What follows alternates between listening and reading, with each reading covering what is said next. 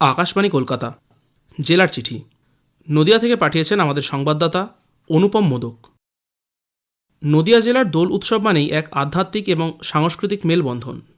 এই জেলার দোলের প্রেক্ষাপট অন্য যে কোনো জায়গার তুলনায় আলাদা, কারণ এর সঙ্গে জড়িয়ে আছেন শ্রী চৈতন্য মহাপ্রভু। সোমবার নবদ্বীপ মায়াপুরে পালিত হয় গৌর পূর্ণিমা উৎসব। নদিয়া জেলার দোল মানে কেবল রঙের খেলা নয়, বরং এক পরমাত্মার মিলন উৎসব। বিশেষ করে মায়াপুর ও নবদ্বীপের দোলযাত্রা মানেই শ্রী চৈতন্য মহাপ্রভুর আবির্ভাব দিবস উদযাপন। আবিরের রঙে এখানে ভক্তের ভক্তি আর ভগবানের আশীর্বাদ মিলেমিশে হয়ে যায় একাকার। দুদিন ধরেই উৎসবে মাতোয়ারা নদিয়া। দেশ বিদেশের মানুষ হাজির হন এখানে। এদিকে মায়াপুর ইস্কন চত্বরে কোথাও রং খেলা হয় না। এখানে কোনো বাহ্যিক রঙে নয়, চলে কৃষ্ণানুরাগে রাঙিয়ে তোলা সাধনা। ইস্কনের দোলের প্রধান আকর্ষণ মহাপ্রভুর অভিষেক পর্ব। এই উপলক্ষে প্রায় লক্ষ পুণ্যার্থীর সমাগম হয়। এখানকার পুষ্পাঞ্জলিও দেখবার মতো। নবদ্বীপের মঠ, মন্দির, বহু ও রাধাকৃষ্ণ বিগ্রহের পাশাপাশি গৌর নিতাই পূজিত হয়। এদিকে নবদ্বীপের মণিপুর রাজবাড়িতে সোনার মন্দিরে দোল উৎসব অনুষ্ঠিত হয়। স্বরূপগঞ্জের সরস্বতী গৌরীয় মঠেও যথোচিত মর্যাদায় দোল পূর্ণিমা উৎসব চলে। সেখানে এই উপলক্ষে বসেছে বিরাট মেলা। মায়াপুরের শ্রীচৈতন্য মঠেও দোলে উপচে পড়ে ভিড়। শ্রীচৈতন্য মঠের পক্ষ থেকে পার্থসখা দত্ত জানিয়েছেন, মন্দির নগরীর এই মায়াপুরে অজস্র গৌড়ীয় মঠ রয়েছে। 1918 সালে শ্রীল প্রভুপাদ ভক্তি সিদ্ধান্ত সরস্বতী গোস্বামী ঠাকুর এই মঠের প্রতিষ্ঠা করেছিলেন।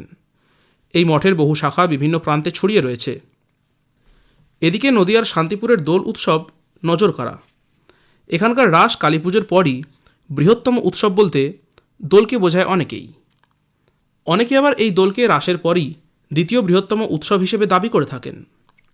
শহরের প্রাচীন মন্দিরের মধ্যে শ্যামচাঁদ, গোকুলচাঁদ মন্দিরের দোল হয়।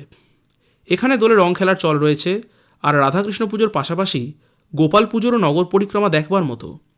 এই শহরে ঘরে ঘরে লক্ষ্মী পুজোর মতো বাল্যরূপী গোপালও পূজিত হন। এছাড়াও বৃহৎ আকারের গোপালের পুজোও এখানে হয়। বারোয়ারি পরিচালিত গোপাল পুজো হয় অনেক স্থানেই। এখানকার বাবলার দোলেরও খ্যাতি রয়েছে। মায়াপুরে সোমবার সন্ধ্যায় শ্রী শ্রী গৌর নিতাই মন্দিরে এক অনুষ্ঠানে রানাঘাটের সাংসদ জগন্নাথ সরকারের লেখা জননায়ক শ্রী চৈতন্য বইয়ের শুভ উদ্বোধন হয়। জেলার কল্যাণীর ঘোষপাড়ার প্রাচীন সতীমায়ের দোল এবারও সাড়ম্বরে পালিত হচ্ছে। এখানে দোল মেলা 7 দিন ব্যাপী হয়। সতীমা ও কর্তাভজা সম্প্রদায় প্রবর্তককে কেন্দ্র করেই এই মেলার প্রচলন। আজও নদিয়া, বীরভূম, উত্তর 24 পরগনা ও দক্ষিণ 24 পরগনা সহ রাজ্যের বিভিন্ন জেলা থেকে বহু বাউল শিল্পী এই মেলায় অংশ নেন। অতি সম্প্রতি শস্যের স্বাস্থ্য ও টেকসই উদ্ভিদ রোগ ব্যবস্থাপনা শীর্ষক জাতীয় পর্যায়ের আলোচনা কল্যাণীতে অনুষ্ঠিত হয়। উপস্থিত কৃষিবিজ্ঞানীরা জলবায়ু পরিবর্তনজনিত সমস্যা ও তার চ্যালেঞ্জ মোকাবিলায় প্রযুক্তি হস্তান্তরের গুরুত্বের কথা বলেছেন। দেশের 332 জন প্রতিনিধি এই বিশেষ সম্মেলনে যোগ দেন বলে বিধানচন্দ্র কৃষি বিশ্ববিদ্যালয়ের উপাচার্য ডক্টর অশোক কুমার পাত্র জানিয়েছেন। তিনি দেশের বিভিন্ন প্রান্ত থেকে আগত কৃষিবিজ্ঞানী ও অতিথিদের স্বাগত জানান। বিজ্ঞানীদের স্পষ্ট বার্তা, জলবায়ু পরিবর্তনের শস্য বাঁচাতে গেলে আধুনিক রোগ প্রতিরোধ ব্যবস্থা গ্রহণ করতে হবে এবং সেই প্রযুক্তি দ্রুত মাঠ পর্যায়ে পৌঁছে দিতে হবে।